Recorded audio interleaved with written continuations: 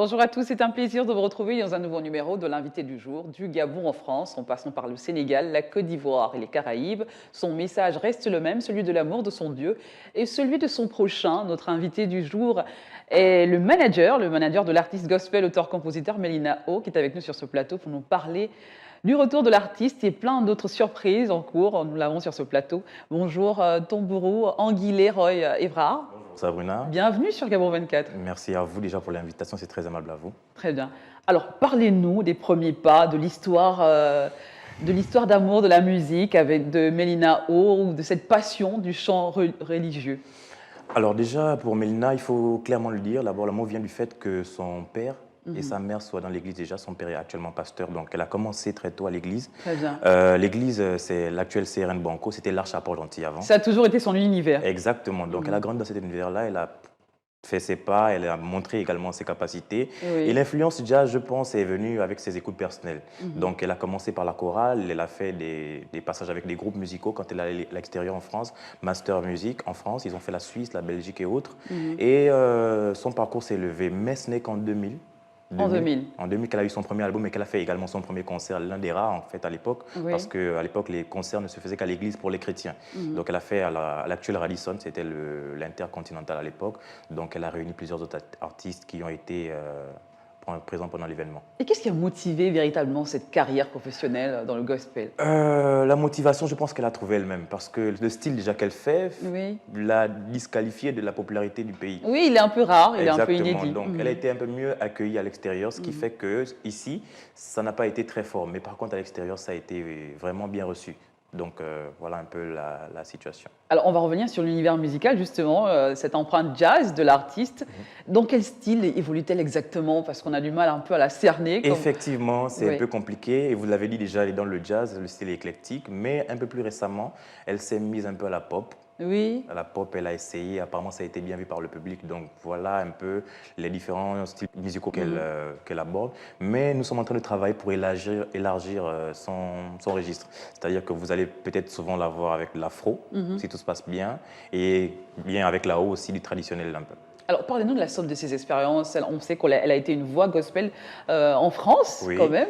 Oui, elle a fait des plateaux avec Céline Dion. Ça a Oui. été une expérience assez particulière parce que, bon, déjà pour les chrétiens, c'est pas évident de vouloir travailler avec les gens du milieu séculier. Il y a des complexes, il y a des préjugés. Donc, elle s'est ouverte et ce qui lui a permis de pouvoir avoir des collaborations avec Jessica Dorsey, Anita Wilson, Oui. qui lui a prêté sa scène pour un concert et ici au Gabon avec le talentueux Frédéric Gassita, Oui. qui avait organisé le Bantou Jazz, je pense. Et donc, ça a été vraiment... Justement, parlez-nous de cette connexion. Comment s'est-elle faite avec Gassita, ce pianiste Ok, bon, les détails de la connexion, vous comprendrez bien que pour des raisons peut-être un peu personnelles. C'est deux personnes qui ont eu, comme on va dire, un coup de cœur. Pour Exactement, les deux. il a apprécié son style musical, mais ça s'est aussi fait par l'entremise du groupe Eben Voice, qui est une des troupes qui fonctionne beaucoup avec le talentueux Gassita. Donc Oui. la connexion s'est faite et pour en parler, Eben Voice, ils ont posé sur le dernier titre Everything.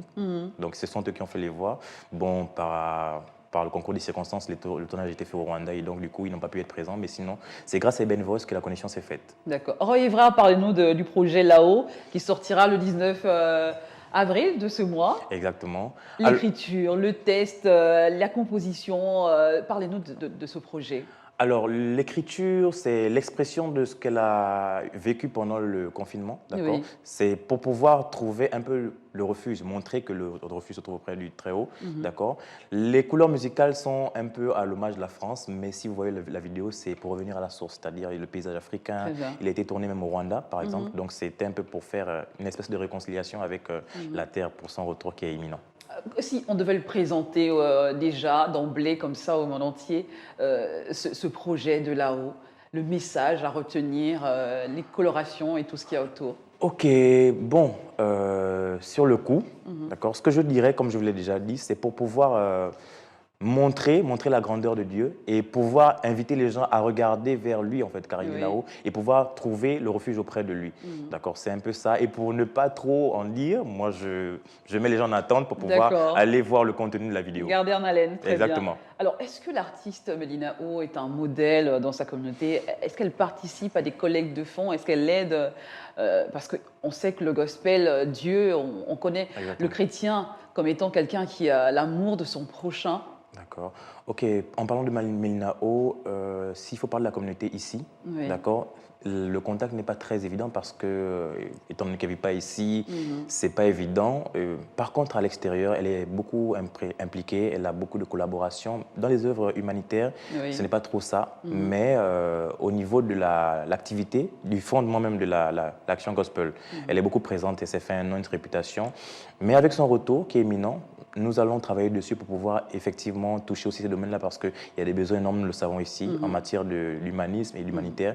Donc déjà, j'ai pris attache avec certains organismes qui sont Oui. dans le domaine et ça va pouvoir se faire. Alors, elle a eu un album de 12 titres Exactement. il y a quelques années. Eh oui.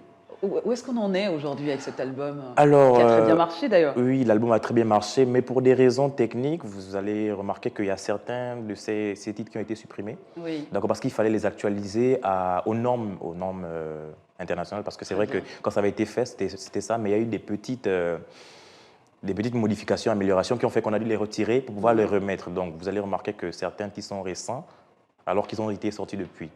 Donc, on est en train de repartir sur une nouvelle base et comme je vous ai dit, on revoit son style aussi. Donc, on est en train de vouloir ouvrir son auditoire.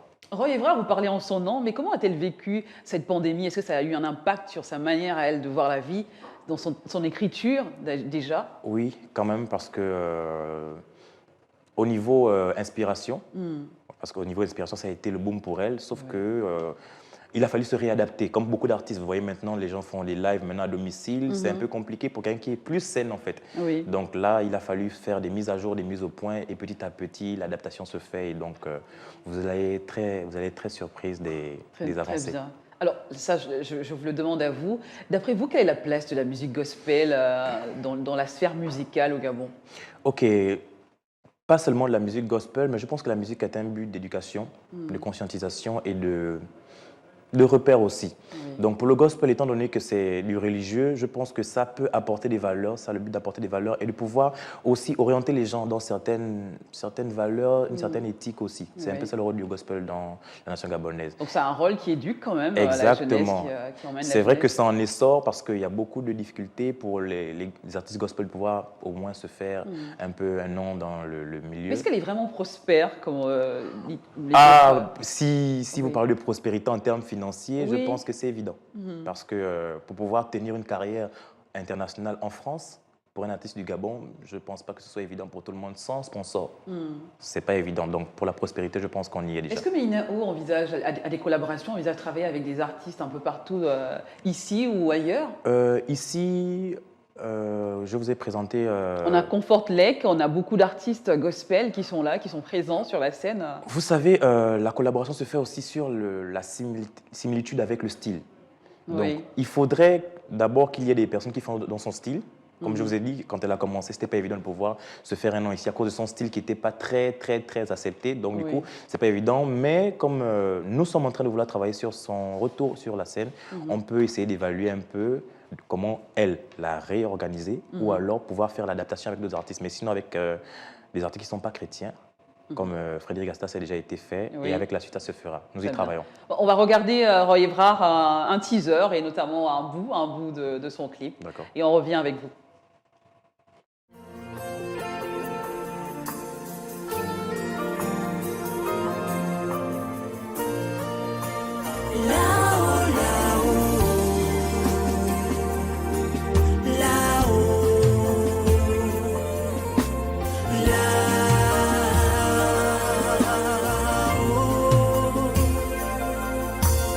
Quelle que soit la couleur de ta peau, la couleur ou le prix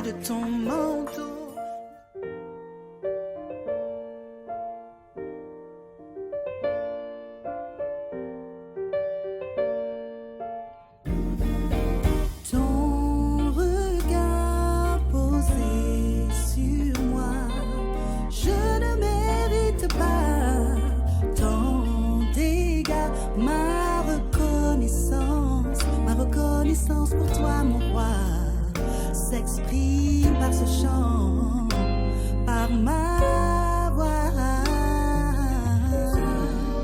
Ton moi veux-tu glorifier.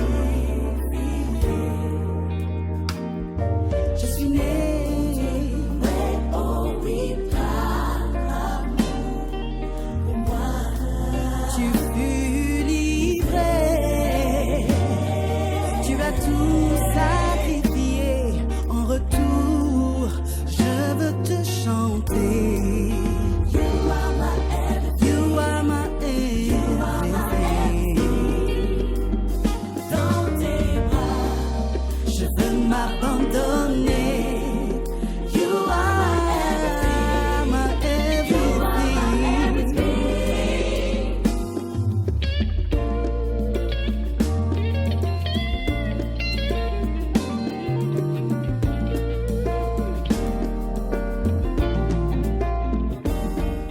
Voilà, nous regardons à l'instant Mélina O, cette artiste gospel, auteur-compositeur. Nous avons sur ce plateau son manager qui a d'ailleurs dire un dernier mot sur l'artiste et nous parler de ce projet qui sortira bientôt. Alors oui, effectivement, donc je viens pour déjà signaler que le projet sera disponible le 19 avril, déjà sur Oui. toutes les plateformes. Le teaser est déjà disponible sur la page Facebook de l'artiste et Très donc vous pouvez déjà avoir un aperçu de ce qui va se passer, étant donné que nous avons prévu faire la diffusion sur Trace Gospel et sur toutes les autres plateformes. Donc nous espérons que vous serez en attente de cette délicieuse production de Mélina O. Très bien, merci Tombouron Aguilère Evra d'avoir été notre Sabrina. invité du jour. Je vous en prie. Et on attend l'artiste de manière présente sur En le... juin, Très bien. certainement, elle sera présente. Très bien. Merci à vous également d'avoir été nous. Nous recevions à l'instant le manager de l'artiste gospel Mélina O qui était avec nous sur ce plateau pour nous parler du retour de l'artiste et ce projet là-haut qui sortira bientôt le 19 avril. À très bientôt, l'aventure se poursuit avec un nouvel invité sur Gabon 24.